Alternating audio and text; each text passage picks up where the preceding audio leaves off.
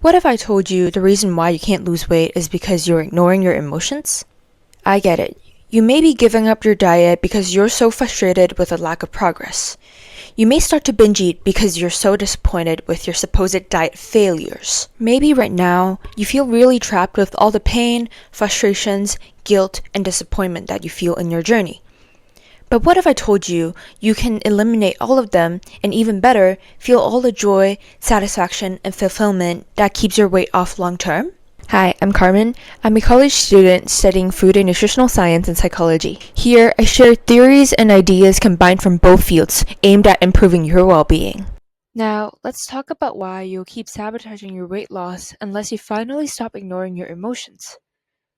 Lena started her weight loss journey with hope. She restricted her diet to 2 eggs, 1 bagel, and black coffee every day. In the beginning, she saw a quick decrease with the numbers on the scale. But then, they stopped changing 2 weeks into the diet. She became frustrated and ashamed. She kept blaming herself for the lack of progress and became even stricter with her diet.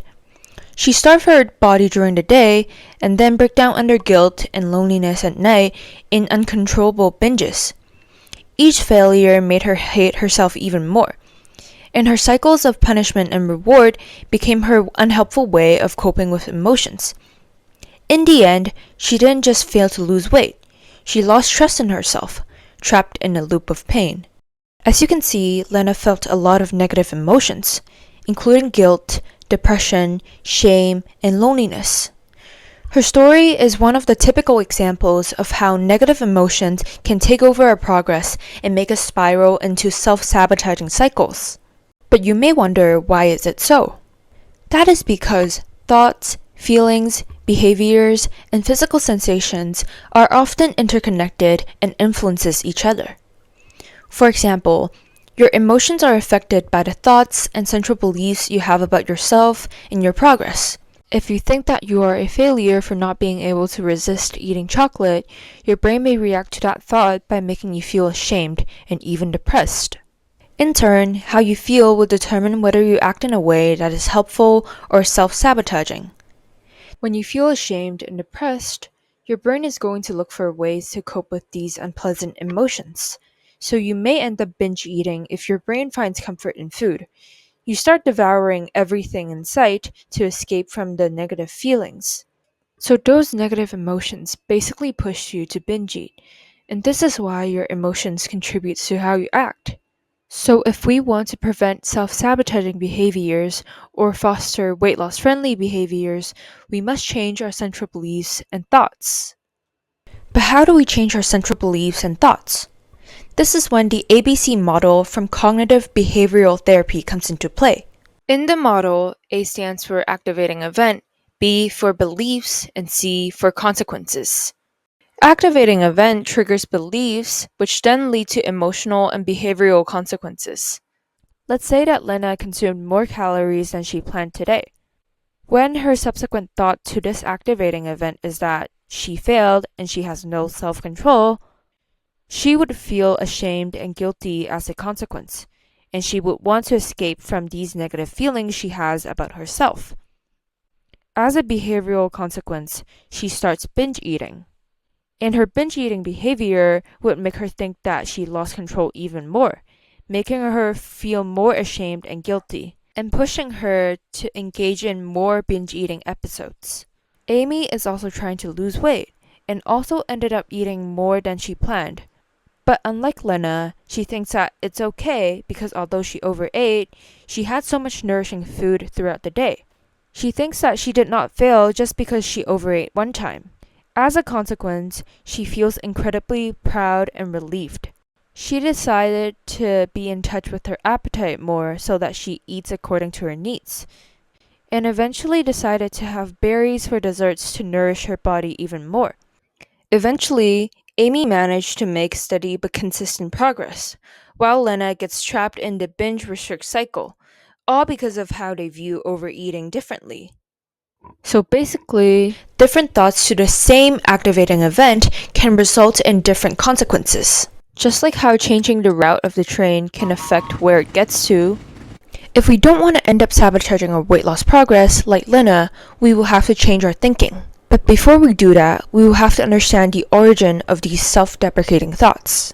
Self-deprecating thoughts are usually products of thinking errors, or more commonly called cognitive distortions.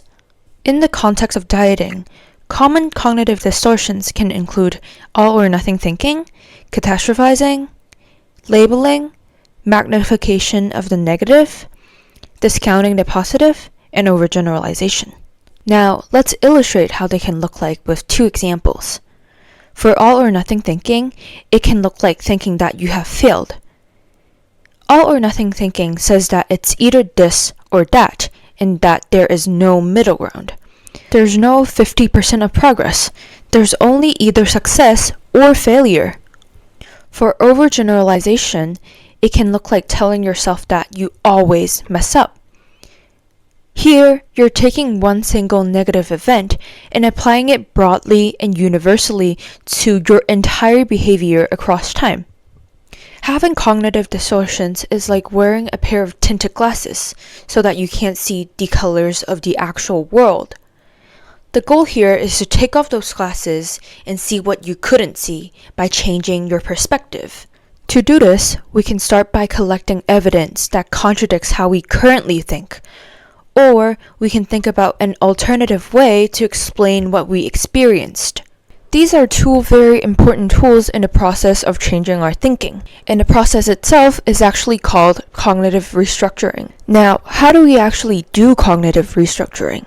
Using the example just now, first, we can start by identifying the type of cognitive distortions involved. The type of cognitive distortion involved here is discounting the positives, where we ignore the times when we did not mess up. So, we should try and think about the times when we did not overeat, because this is evidence suggesting that we don't always mess up. Through the process of becoming a detective of our own thoughts and experiences, we may end up realizing that it's only 20% of the time we overeat, and more than half of the time, we actually eat according to our body's hunger and fullness cues. Besides this, as we mentioned, another helpful tool is coming up with alternative ways to explain the meanings of the activating events. Take the instance of overeating.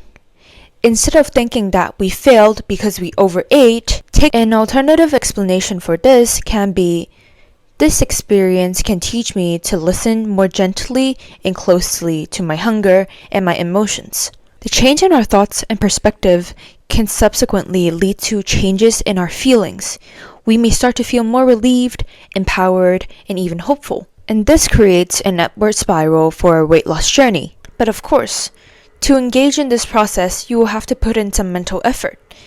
And the thoughts that are more balanced wouldn't come as naturally as your distorted thoughts because you may be habituated to thinking in certain ways. But the confidence that you feel afterwards and the snowballing effect it has on your weight loss is definitely worth your time and energy. So the moral of the story? Change your thoughts, transform your emotions, and rewrite your destiny.